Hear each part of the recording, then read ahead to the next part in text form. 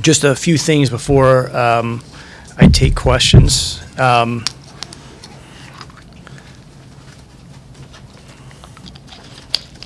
First, thank you everybody for being here.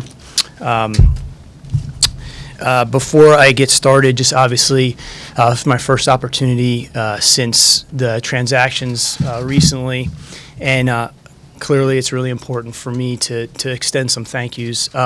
First, I just want to thank Russell, obviously, for the tremendous contributions he's made to our organization, to our community, and just the time that he put in here will be forever remembered, I think, by not only our fans, but just the citizens of Oklahoma. And he deserves a tip of the cap for his contributions. I also want to recognize his family, who also was a huge part of the community here, from his wife, Nina, his children, his brother, Renard, his mom and dad. All those people are, I think, going to always be part of Oklahoma, part of Oklahoma City, and they'll always be part of our family. Also want to thank Paul George. He gave us a chance when we traded for him, kind of sight unseen, and he is a tremendous guy. And again, his family is a remarkable family. The George family are great people, and I think that he arrived at a time that was important for us, and he stayed during a period of time where he could have left, and we want to recognize him. He should be remembered fondly by our fans and organization. I also want to recognize Jeremy Grant, who I think is going to be a very, very good player in the NBA, and is a lot different player than the player that I remember picking up at the airport in 2016, where he was kind of on the end of the bench in Philadelphia. I couldn't be more proud of his development and the person that he is becoming, and I think he's got a bright future, as I said earlier. I also just want to acknowledge briefly, before I take questions, the agents for Russell and for Paul. Thad Fouché, who has been with Russell for 11 years now. The professionalism that was shown through this process, and the respect that I have for our ability to work professionally in an industry that sometimes can be challenging. And the same thing with Paul and his representation with Aaron Mintz. Again, I just think the ability to work with people face-to-face, transparently, during difficult circumstances is sometimes not recognized. So I just want to make sure that we acknowledge those two people. And then, obviously, we also want to welcome some new players. So having Chris Paul return to Oklahoma City is a really unique thing, and we're really excited about what he can bring to the team, not just as a player but also as a leader. His ball handling skills, his ability to make shots, and just, again, to have another Hall of Fame player don the Thunder jersey in our first 12 years will be a really, really special thing for our organization, for our fans. Gallo, again, just another really talented player that we are fortunate to have. His overall skill set, his size, his understanding how to play the game. Again, we're very fortunate in these transactions to not only receive the future draft compensation that was absolutely imperative for us as an organization to have, but also get some really good players in return as well, is really important. And then obviously Shea, who we think has a tremendously bright future in the league, and we're really proud to have as a Thunder player, and excited about the growth potential that he has in his game. We're also really excited about just who he is as a person, and the makeup of him as a young man is something that we're really, really excited about having and adding to our organization going forward. So with that, I'd allow you guys to fire away. Yesterday, Paul George mentioned that this was a one-year experiment. Was that something that you knew ahead of time, and is that also something that you're worried about becoming the trend for free agents who come to Oklahoma City? Well, let me first start off by saying, I think the world of PG. I think everybody knows that. I know that he had used the term mutual. I wouldn't necessarily agree with that, because that would infer that we were wanting to trade Paul George, which I think most people would agree that probably wasn't on the top of our off-season priority list. But I would say that it was not adversarial at all. And I also fully respect the way that it was handled. And the fact that we were able to make it work in a way that benefited the franchise, made it something that we could do. And I would also say that we were excited about heading into the season, with some of the additions that we made. But shortly after free agency began, things changed a little bit. The players have the freedom to be able to talk and recruit, and there's nothing limiting that. And that obviously changed the game for us. But I feel really good about the fact that we were able to make it work for everybody and figure out a solution, because, based on just looking down the runway, we were probably going to be faced with that scenario. Probably after the following season. He would have had 1 year left on his contract at that point in time. Although we may have had more time to plan, I don't think we were going to be in a position to be able to recoup the value that we were able to in that particular situation. The issue of player tampering has kind of come up in the last few weeks. Just from your perspective as GM, what's your stance on that, and what are your views on that moving forward? Well, again, it's probably more of a league question. The only thing I would say is that there's nothing that prevents that from taking place. And if there's nothing to prevent it from taking place, then I don't see a way or the reason why we should be up in arms about it. It's really more a question for the league office and how they want to handle it. But players should be free to have conversations, et cetera, et cetera. Obviously, it's our job to adjust and adapt to the situations that are presented to us. And as I said before, we were able to find a way to make that work for everybody, given the circumstances. Maybe it was a year earlier than we had anticipated, having to look at some of these harder things. But how it comes about, that's really not my expertise. My job is to try to problem solve those things from there. Do you anticipate that becoming an issue at the next CBA? I don't know. I don't. The last thing I want to do is speculate on all that type of stuff. Again, I think it's fair to say that we've seen the effect that these types of things can happen, that can have on franchises, and you have to do that calculus for yourself as to if you want to put yourself in that position once these trade requests come in. But as I said, and I can't stress this enough, I thought PG handled himself well with us professionally, and we were able to make the most of the situation because of the relationships that do exist. We truly wish him the best of luck. I truly mean that. Clearly starting to rebuild. How severe is the rebuild going to be? Will you get into what we would term tanking? Well, this is what I'd say. I'd say that I wouldn't say that we've started to rebuild. As I said before, the primary focus for our organization, based on the circumstances that we inherited this summer, is first, we need to reposition the franchise. Second to that, we need to replenish the franchise after 11 years of not ever being able to do that, because we were in such a pursuit for maintaining a team that could get to the postseason and contend in the postseason year after year after year. And then ultimately, we will, just like every team in the NBA or in pro sports, ultimately have to rebuild the team. But that tends to happen organically.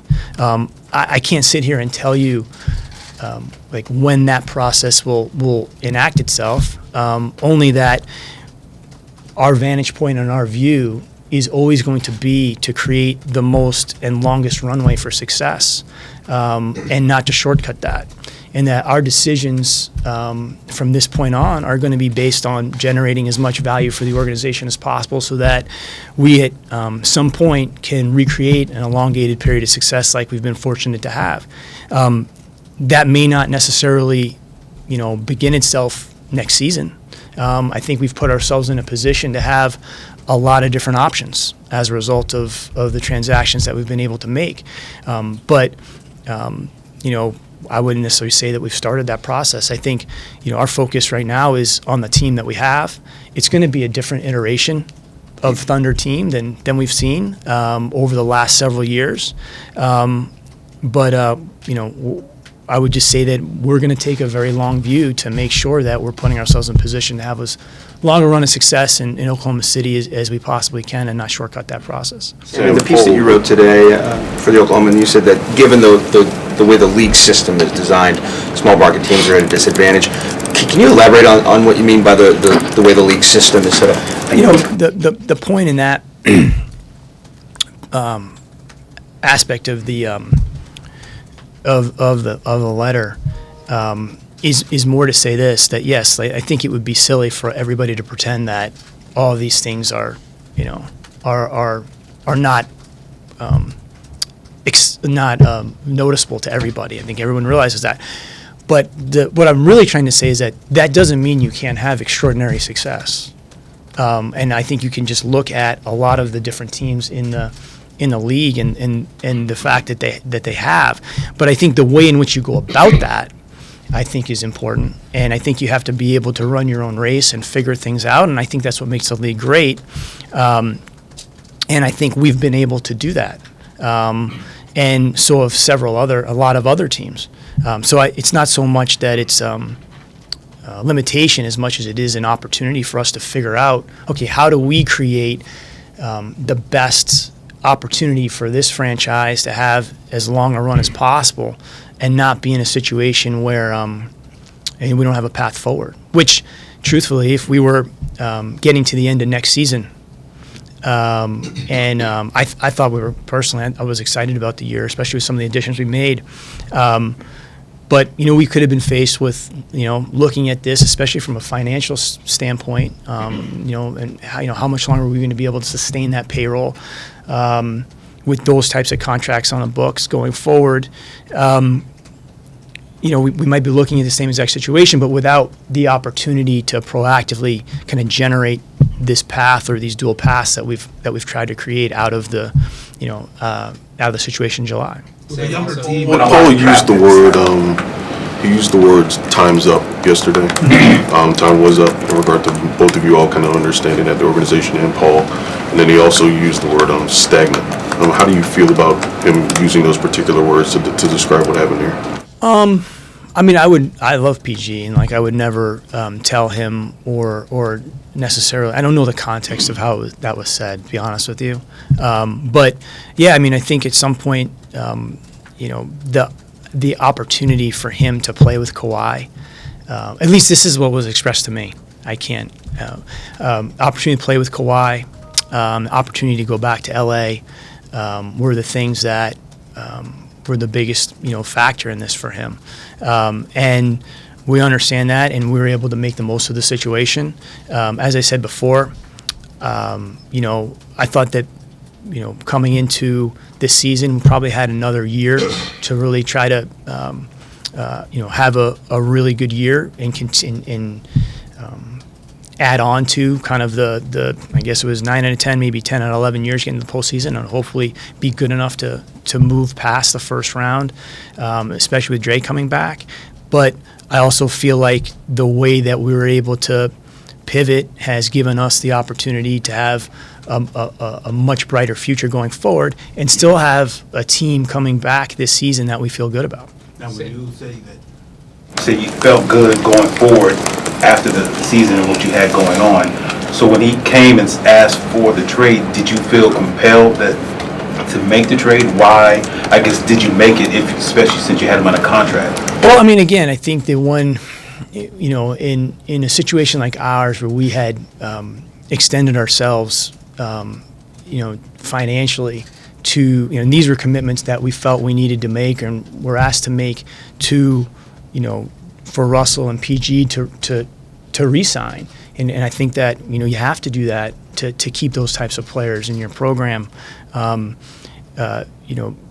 think that the indication that that's probably coming at the end of the season because of, whether it's LA or whether it's wanting to play with Kawhi Leonard or something like that, you have to take a step back. And I think you got to have everybody pulling on the same end of the rope, to really give yourself the most maximal chance of reaching your potential. And if that's not the case, then I think you need to take a step back and do the best thing for the organization. And in this case, he was able to get where he wanted to go. We were able to find a way to maximize the situation for ourselves. And I don't believe that at the end of the year, we'd be looking at a fraction of what we were able to recoup in the situation. And, we're pleased with the outcome. Did you consider denying the trade request from Paul? Well, I mean, the reason that we were able to find a way to do it was because of what we were able to get back. I wouldn't say that we were going to appease the request simply because it was made, but more than anything, it was because of the fact that we were able to get the return that we did, which then allowed us to accommodate, what he was looking for as well. So yeah, no, it wasn't necessarily a permission. It was, how can we make this work for everyone? And the reality is we've seen these situations in other cities, and I just don't think, for us, we can take that risk given the lengths that we had gone to try to keep the run that we've started in 2008 together. One more year without everybody being totally, on board, knowing that we could be faced with the exact same situation. From a business perspective, from a practical perspective, it would be irresponsible not to look at that opportunity. And it worked out. I think one of the things I'm most happy about is we were able to accomplish our goals. Paul was able to accomplish what it is that he was looking to try to achieve, and there's no adversarial or animosity between parties at all. Sam, this morning you trade requests. How would you characterize just conversations you guys had with Russell and Paul about the state of things? I mean, similar like we do after every year. We have conversations with a lot of our players who've done that for years. I would say, there's really no one at the end of the season that feels great if you're not, one of the last four teams probably. So you're always having those dialogues, always having those conversations. But I'd say they're productive. And I thought coming back into the year with some of the additions that we made and Dre coming back, I thought we'd be in, position to be like we've been in the past, in and around 50-something wins. I think we've averaged 52.5 wins over the last 10 years. So something in that range, and with an opportunity, if we stay healthy, to make some progress. But again, when the situation developed in July, that was the first we'd heard of that. And it was our job to figure out how to manage that from there versus look down the line and be pretty pragmatic about, well, are we ever going to be in this position again to be able to capitalize in this fashion? And it just made business sense for us to look at it hard. Sam, this morning you wrote that you were humbled and grateful to be a part of the process moving forward. So whenever the rebuilding process that you characterize it as begins, is that an endorsement for you that you're wanting to see this through in the long term? Well, what I would say to that is, I think everybody knows how I feel about the organization. I think everybody knows how I feel about the community. And one of the things that's most important to me is to be extremely focused on repositioning and replenishing the team first and foremost, because I think that's the most important thing for this franchise going forward. I think if you mix all of that together, I think you can get in you can make the mistake of shortcutting things, skipping steps, and not totally putting every ounce of energy towards repositioning or replenishing the team.